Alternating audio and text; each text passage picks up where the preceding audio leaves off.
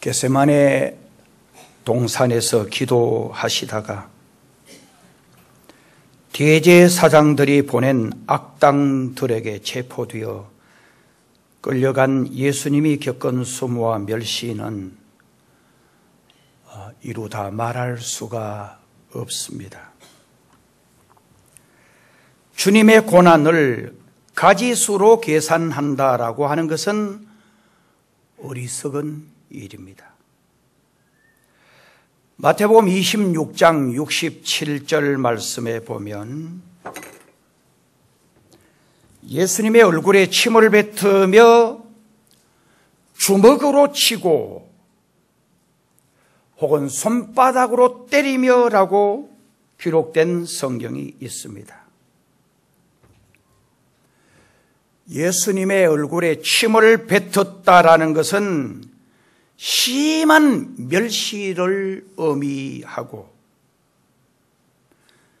예수님의 얼굴을 주먹으로 갈겼다라는 것은 주먹으로 쳤다라는 것은 인권을 유린했다는 것을 의미하고 여러분 손바닥으로 뺨을 때렸다라는 것은 심한 멸시와 조롱을 의미하는 것입니다. 그 앞에 또 68절에 보니까 너를 친 자가 누구냐 맞춰보라고 조롱합니다. 그러나 주님은 침묵하셨습니다. 주님은 그 어떤 조롱에도 그 어떤 멸시에도 항변하거나 반응을 보이지 않으셨습니다. 그러나 주님이 잊을 수 없었던 두 가지 사건이 있습니다. 하나는 가룟 유다의 배신이었고 다른 하나는 수제자 베드로의 배신이었습니다. 두 사람은 모두 예수님을 3년씩이나 수행했던 정말 가장 사랑받던 수제자와 그리고 머리가 탁월하니까 아마 그에게 재정을 맡겼을 거란 말이에요. 그런 제자였습니다. 병 고침 받고 빵 얻어먹고 기적을 목격했던 유대 백성들의 배신이나 조롱에 대해서는 주님이 침묵하시고 아무 말씀도 하지 아니하셨던 우리 주님께서 베드로나 유다의 배신에 대해서는 침묵하실 수가 없었던 것입니다. 그것은 그만큼 두 사람의 배신이 마음 아픈 고통이었고 예수님께도 굉장한 상처가 되었던 일이었습니다. 그래서 베드로에게는 미리 이렇게 말씀을 합니다. 오늘 밤 닭 울기 전에 네가 3번 나를 부인하리라. 이 앞에 34절에 기록이 되어 있어요. 가룟 유다에게는 차라리 태어나지 않았더라면 좋을 뻔했다.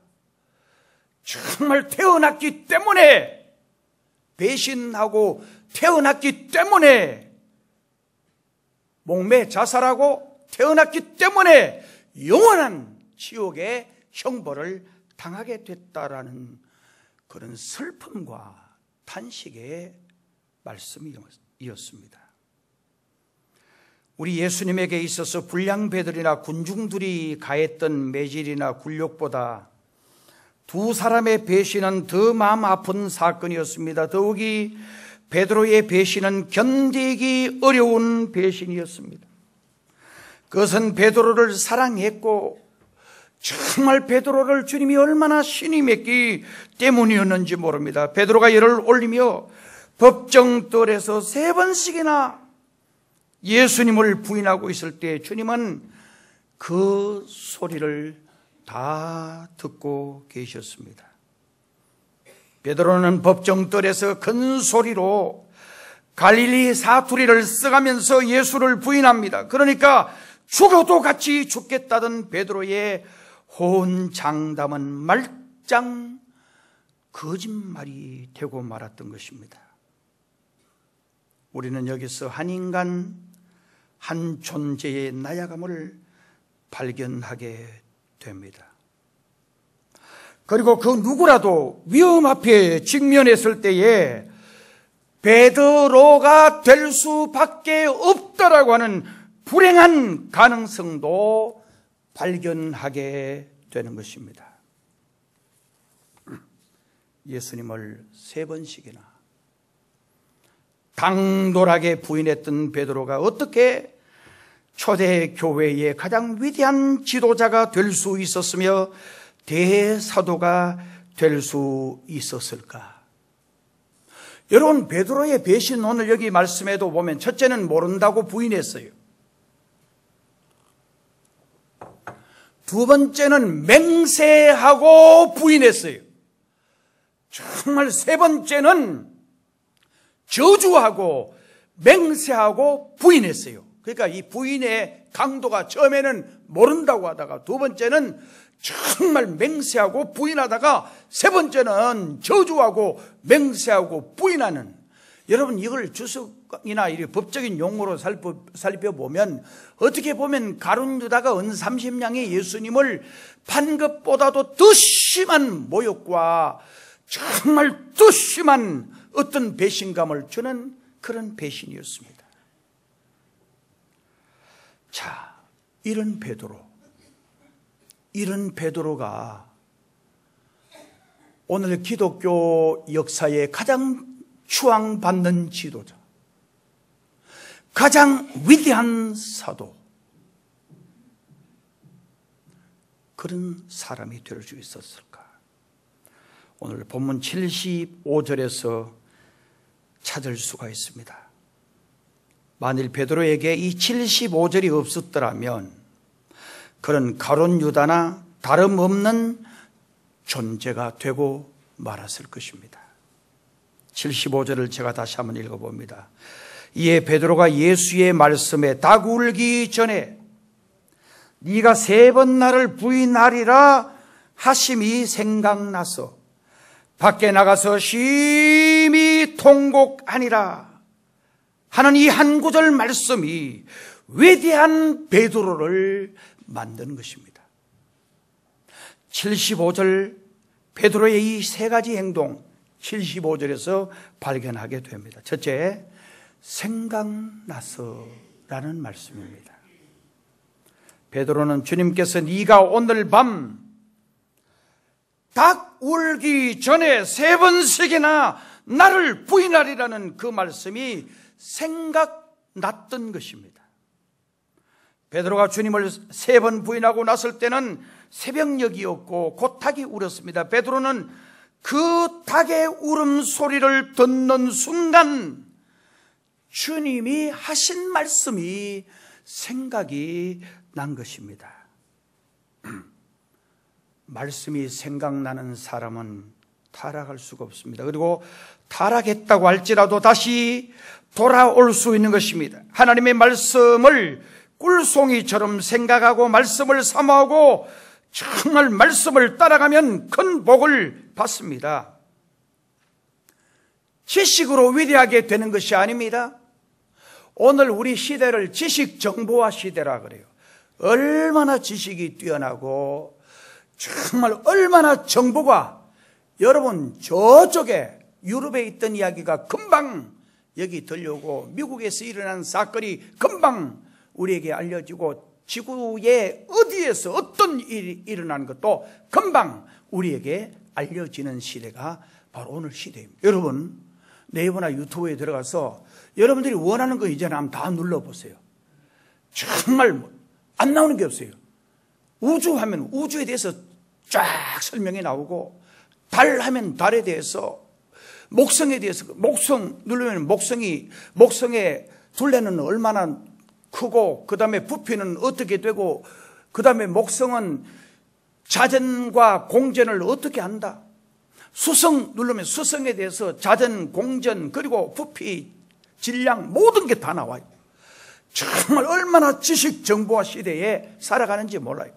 세계 어느 나라 가든지 그냥 내가 필요한 것 핸드폰에서 딱 눌려버리면 내가 원하는 정보를 항상 제공해 줍니다. 그러나 그렇다고 해서 위대하게 되는 것은 아닙니다.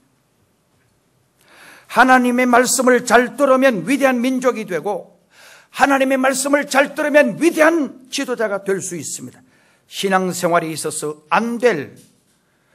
없어서는 안 될 필수 불가결한 생명의 양식이 성경입니다. 성경은 우리가 새끼 밥을 먹듯이 우리에게 있어서 간식이 아니라 주식입니다. 따라서 이것을 섭취하지 않으면 영양실조에 걸려 넘어지기 십상입니다. 그래서 저는 교회 다니면서 뭔가 심령이 답답하면 이건 영적인 호흡을 하지 않아서 답답한 거예요. 여러분 숨을 안 쉬고 한번 꾹 참아봐요. 1분만 참으면 굉장히 연세 많으신 분은 폐활량이 줄어들기 때문에 1분도 견디기 힘들어요. 저도 한 1분 참아보는데 숨을 딱 들이키고 최대한 들이키고 정말 1분 참는데 죽을 것 같아요. 사람은요 3분, 5분, 7분, 10 몇 분까지 호흡을 참는 사람이 있더라고. 저 한 20년쯤 전일 거예요. 우리 목사님들 백암온천에 그때 마침 수련회 가서 온천에 냉탕에서 이제 물에 머리 박고 오래 참는 걸 저는 해봐야 안 될 것 같아서 목사님들 여러분들 한번 들어가서 오래 시간을 제가 재는데 근데 40초 어떤 사람은 37초 50초 1분 몇 초 1분 30초 근데 한 목사님 한 분이 4분 가까이를 물에 쳐박고 있는 거예요. 혹시 돌아가시지는 않았나 싶어 가만히 있어요. 그 4분 가까이 돼서 3분 한 4분 가까이 돼서 고개를 던데 확 뭐 이래 하는 게 아니고 그냥 다른 사람들은 급하게 올라오면서 호흡을 쉬는데 이 양반은 그냥 이래 아무렇지 않은 듯이 왜 올라오더라고. 4분도 견디구나. 난 속으로 막말이 되게 세게 되게 오래 견디네 그래 생각했는데 여러분 숨 안 쉬면 진짜 답답해요. 참 우리 영혼도 마찬가지에 내 삶에 꽉 막힌 것 같고 답답한 건 영적으로 기도하지 않기 때문에 내 심령이 답답한 거예요. 그리고 정말 영혼이 양식을 공급받지 못하면 굉장히 신경질이 나고 불평이 나고 원망이 나는 것, 이것은 다른 데 문제가 있는 게 아닙니다. 내 영이 말씀의 꼴을 먹지 못해서 정말 내가 열심히 성경 읽고 내가 열심히 하나님의 말씀을 묵상하고 내 심령이 정말 영적으로 건강해져 있다면 절대 감사하고 찬송하고 우리가 여행을 하더라도요 배고플 때쯤 되면 사람들이 자꾸 짜증내요. 불평해요. 근데 잘 먹고 나면 실컷 먹고 나면 차 타고 가면서 팔짱 끼고는 뒤로 얼굴 제껴서 잠을 자요. 편안하게 쉬어요. 배고플 때 되면 막 짜증을 내고 성질을 해요. 옛날 우리 신학 다닐 때 어떤 교수님은 우리에게 목회를 가르쳐 주는데 딱 한 가지, 당회를 하든지 재직회를 하든지 배고플 때는 절대 하지 마라. 정말 실컷 드시고 잘 먹고 난 후에 당회를 하든지 재직회를 하면은 조용하다는 거예요. 그런데 배고플 때 하면 자꾸 성질내고 짜증내고 신경이 날카로워지는 거예요. 영적으로도 하나님의 말씀을 받아먹지 못하면 우리의 심령이 피폐해지는 거예요. 영의 세계는 하나님의 말씀의 지배를 받습니다. 자연 세계는 인간이 하나님의 말씀을 말하는 것에 의해 지배를 받도록 되어 있습니다. 입으로 말해진 하나님의 말씀은 창조적인 능력이 있습니다.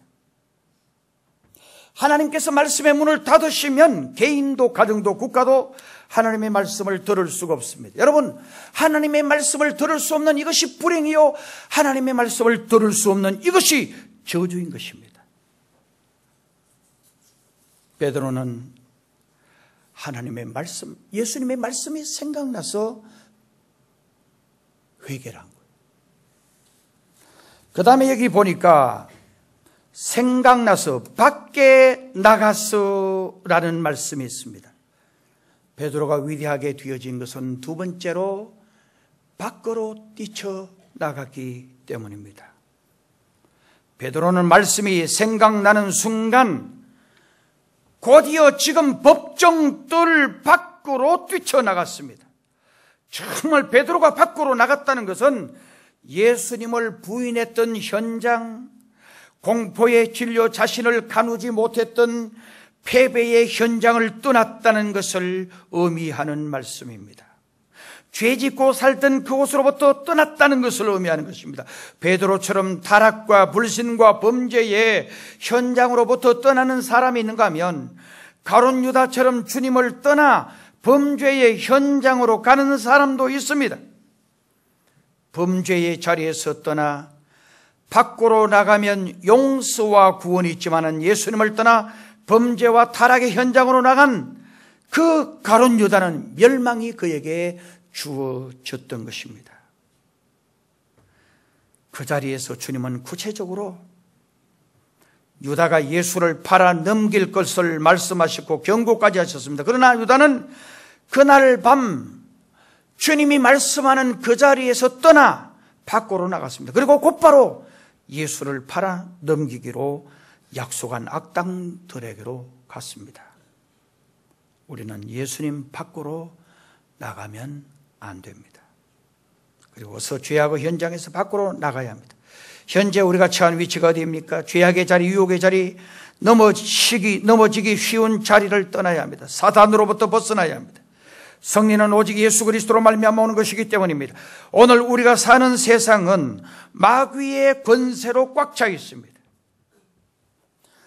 대적 마귀는 우는 사자같이 우리를 삼키려고 하고 있습니다. 여러분, 동물의 왕국을 쭉 보시면 사자나 표범이나 늑대든지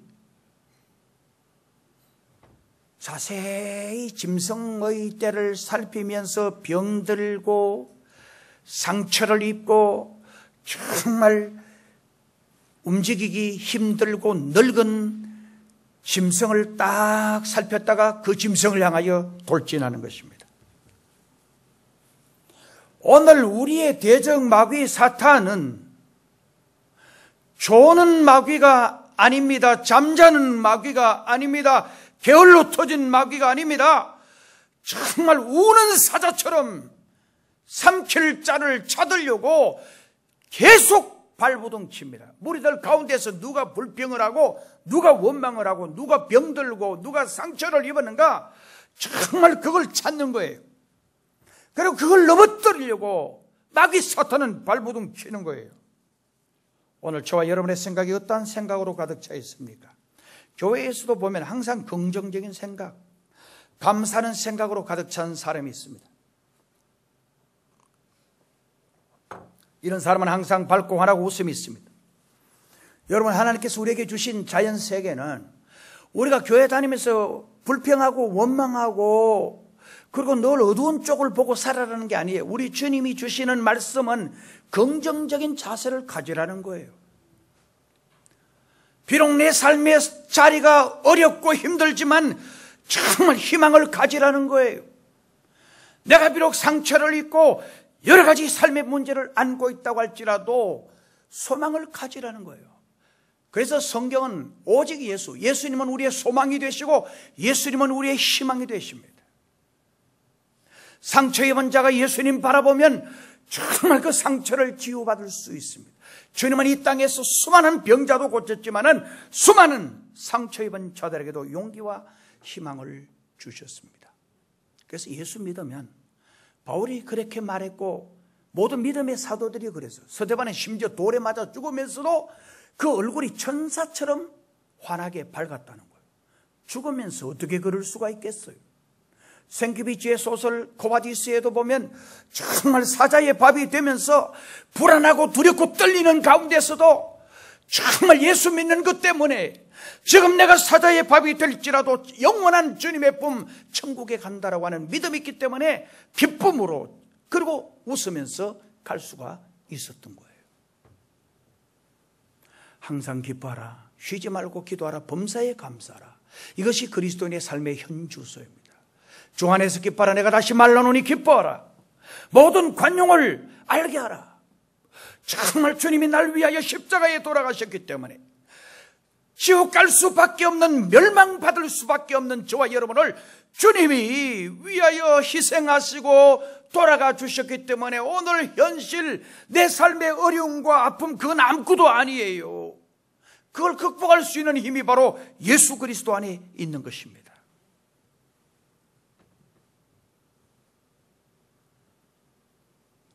베드로가 위대한 사도가 되었던 세 번째 이유는 오늘 여기 보니까 밖에 나가서 심히 통곡하니라. 그냥 운 게 아니에요. 그냥 사색에 적고, 그냥 생각에 적고, 그냥 조금 생각해 보니까 슬퍼서 그냥 슬픔의 눈물, 연민의 눈물을 흘린 그런 눈물이 아니에요. 누가복음 22장 61절을 보면 베드로가 세 번째 주님을 부인했을 때 주님께서 돌이켜 베드로를 보시니 라고 기록하고 있습니다. 만찬석에서 주님은 가룟 유다를 바라보았습니다. 그러나 유다는 예수님의 얼굴을 물끄러미 쳐다보면서도 회개하지 않았습니다. 빌라도 법정의 그 살벌한 뜰에서 정말 주님은 베드로를 바라보았습니다. 그 시선이 베드로에게 닿는 순간 베드로는 말씀이 생각났고 그리고 밖으로 뛰쳐나갔습니다. 그러나 더 중요한 것은 심히 통곡했다라는 사실입니다. 존 칼빈은 베드로의 통곡을 가리켜서 사람들의 눈길을 피하여 하나님과 그의 천사들을 바라보며 흘린 눈물이었다. 그의 눈물은 마음속 깊은 곳에서부터 쏟아진 것이었다라고 말했습니다. 어떤 주경가는 베드로의 통곡은 대장부의 통곡이었으며 철저한 회개의 통곡이었다라고 말합니다. 만일 베드로의 통곡이 단순한 눈물이었다면 그것은 감상에 젖은 한낱 넋두리에 불과했을 것입니다. 여기서 말한 통곡이란 통회란 말과 같은 뜻을 갖고 있는데 이유는 통회의 결과로 통곡이 일어나기 때문입니다. 통회란 말의 뜻은 헬라 말로 통회란 말은 부서뜨린다. 그걸 해석하면 어스러뜨린다 라는 그런 의미가 있어요. 진정한 통곡, 진정한 통회는 자신을 부스러뜨리고 자신을 어스러뜨리는 행위가 바로 통회라는 거예요. 그래서 내가 부서지고 내가 깨어지고 내가 절름발이가 되는, 그래서 야곱은 야복나루에서 죽을 수밖에 없는 운명, 정말 형들이 400명의 군사를 이끌고 온다라고 하는 그 전가를 받았을 때에 너무너무 절망적이었습니다. 너무너무 희망이 없어 보였습니다. 그래서 살 길은 오직 하나님, 살 길은 오직 주변 사방 아무리 살펴봐도 희망이 없어요. 그래서 하늘을 쳐다보고 밤새도록 실험하는, 그리고 환도뼈가 위골이 되어서 절뚝거리도록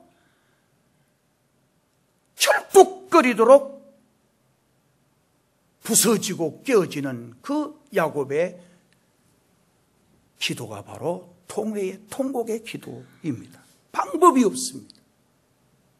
대책이 없습니다. 세상에 어떤 것 봐도 희망이 없습니다. 오직 희망은 하나님, 그와 약속하신 그 하나님이 안 도와주시면 안 된다라고 하는 절박한 심령으로 정말 가슴치고 얼마나 간절하게 기도했으면 환도뼈가 위골되고, 여러분 저는 그 성경을 보면서 성서 심리학자들이 그 밤에 야곱에 그런 기도 없었으면 죽었다는 거예요. 형이 야곱을 20년 동안 벼르다가 죽이려고 온 거예요. 400명의 군사를 끌고 죽이려고 온 거예요. 받으셔도 괜찮아요. 예. 400명의 군사를 이끌고 온다는 건 죽여버리려고 온 거예요. 정말 밤새도록 기도하고 밤새도록 간구하고 환도뼈가 위골되어서 그 새벽녘 아침에 일찍이 다리를 절뚝절뚝 걸고, 여러분 한번 생각해보세요. 그 야곱이 밤새도록 기도할 때 그 모래밭에서 정말 온 얼굴이 땀범벅이 되고, 그리고 온 얼굴에 먼지가 뒤집어서 있고, 그리고 고생한 데다가 밤새도록 한 번만, 여러분 한번 그렇게 한번 해봐요. 사람이 하루 저녁에요 10년 20년 더 늙어 보이는 거예요. 그리고 아침에 다리가 절뚝절뚝 절고 오니까 형 에서가 기가 찬 거예요. 20년 동안 전다섯 때도 쌍둥이 동생이 죽여버리려고 그랬는데 말, 정말 오는 게 완전히 지는 잘 먹고 잘 살아가지고 포동포동하고 기름이 쫙 흐르는데, 동생 야곱은 20년 만에 돌아오는데 그 몰골이 보통 문제가 아니야. 얼굴에는 먼지 뒤집어 쓰고 늙어가지고 바싹 늙은 것 같고, 그리고 다리는 정상적으로 온 게 아니고 절뚝절뚝 걸고 오는 그 형이 동생 보니까 이 기가 막혀가지고 도리어 보호자가 되겠다라고 나서는 거예요. 하나님이 바로 오늘 우리에게 이렇게 말씀하는 거예요. 세상적인 방법으로 하지 말라는 거예요. 힘들고 어려울 때에 하나님 앞에 엎드리라는 거예요. 가슴을 치라는 거예요. 그리고 어스러떨어지고 부서뜨려지면 바울처럼 죽으면 주님이 여러분 일으켜 주시고 세워 주신다는 거예요.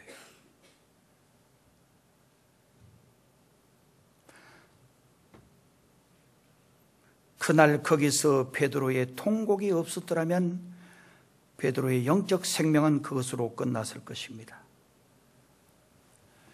베드로의 이야기를 오늘 저와 여러분의 이야기로 한번 바꾸어 보십시다. 베드로가 주님을 3번 부인했다면 오늘 우리는, 여러분 주님 부인하지 않는 것 같아요. 수도 없이 주님을 부인한 오늘 저와 여러분이 아닌지 생각해 보셔야 합니다. 베드로는 공포 분위기 속에서 주님을 부인했지만 우리는 잘 먹고 잘 살면서 주님을 부인했습니다. 베드로는 3년 동안 주님을 따라다니며 사랑받고 살다가 주님을 부인했지만 우리는 20년, 30년, 40년, 50년 정말 예수 믿으면서 주님의 사랑과 주님의 긍휼을 순간순간 받고 입으면서도 내 삶 속에 주님을 얼마나 자랑하고 내 삶 속에 얼마나 주님을 인정하고 살아왔는지, 회사 갔었든지 직장에 갔었든지 예수 믿지 않은 것 같이 생각하고 입을 딱 다물고 한마디도 안 한 그 사람은 바로 예수 부인한 사람과 꼭 같은 사람이에요. 여러분들이 근무하는 직장에서, 여러분의 삶의 도전에서 정말 여러분들이 얼마나 예수님의 향기를, 여러분들이 예수 믿는 사람으로서 얼마나 올바른 삶을 살았는가. 예수 믿는 사람이 달라, 예수 믿는 사람 달라. 동해 큰교회 장로, 동해 큰교회 안수집사, 동해 큰교회 교인이 달라, 뭔가 달라.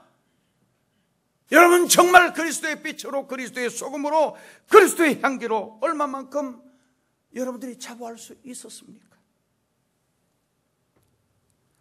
오늘 우리는 조용하게 귀를 기울이고 베드로의 심금을 울렸던 새벽 타고 우는 소리 우리의 귓전에 들려와야 할 것입니다. 그리고 주님의 말씀이 생각나야 합니다. 그리고 당장 머물러서 안 될 곳을 떠나 밖으로 나가야 합니다. 그리고 통곡해야 합니다. 베드로처럼 타락의 장소로부터 떠나야 합니다. 지금 이 시간 주님은 자비로운 시선으로 우리를 바라보고 계십니다. 칼빈은 주님의 시선을 가리켜 마음을 꿰뚫는 성령의 은밀한 능력을 동반한 눈길이라고 했어요. 그 주님의 눈길을 바라보며 내게 주신 말씀을 생각해 보십시다. 이번 주간이 고난주간입니다. 정말 주님의 은혜가 얼마나 고맙고 감사해요. 저는 이 설교 준비하면서 우리 예수님 아니었다면 나는 반드시 지옥 갔던 사람이에요. 정말 감사하고 고맙다. 우리의 삶에, 여러분요, 오늘요, 편하게 살고 적당하게 살고 대충 사는 거, 이거 전부 다 마귀가 여러분들에게 뿌려놓은 씨앗이에요. 주님은 예수 열심히 믿어야 돼요. 정말 주님이 이렇게 말씀하는 거예요. 십자가 지신 주님은 아무든지 나를 따라오려거든 자기 부인하고 자기 십자가를 지라고 그랬는데, 오늘 많은 사람들은 자기 십자가를 다 내팽개치고 편안하게 예수 믿으려고 합니다. 적당하게 예수 믿으려고 합니다. 편안하게 믿는 방법이 없어. 이걸 연구합니다. 이거 사탄이 우리에게 뿌려둔 씨앗이에요. 주님을 적당하게 믿으면 안 돼요. 주님은 이렇게 말합니다. 좁은 문으로 들어가라 그랬어요. 아무나 갈 수 있는 그 길을 말하는 게 아니에요. 찾기 힘들고 찾아가기 힘들고 정말 그 길이 힘들고 고난의 길, 가시밭길일지라도 그 길로 가라는 거예요. 초대 바울 사도도, 베드로도 그렇게 말합니다. 마지막 때에 모이기를 피하는 어떤 사람들의 습관과 같이 하지 말고, 여러분 초대교회는 매일 성전에 모여 기도하고 말씀을 사모했어요. 그런데 그 다음부터 바쁘다고 아이고 교회만 다니면 다냐, 그냥 적당하게 믿어, 별나게 믿지 말고, 그런 사람들이 생기니까 사도가 그렇게 말하는 거예요. 모이기를 피하는 어떤 사람들의 습관과 같이 하지 말고, 오늘 이 마지막 때에 선교사들이 우리나라 와서 심어준 것, 첫째, 주일날 예배, 주일밤 예배, 한 주간 기다리려고 하니까 기니까 수요일 3일 예배라 그랬어요. 3일.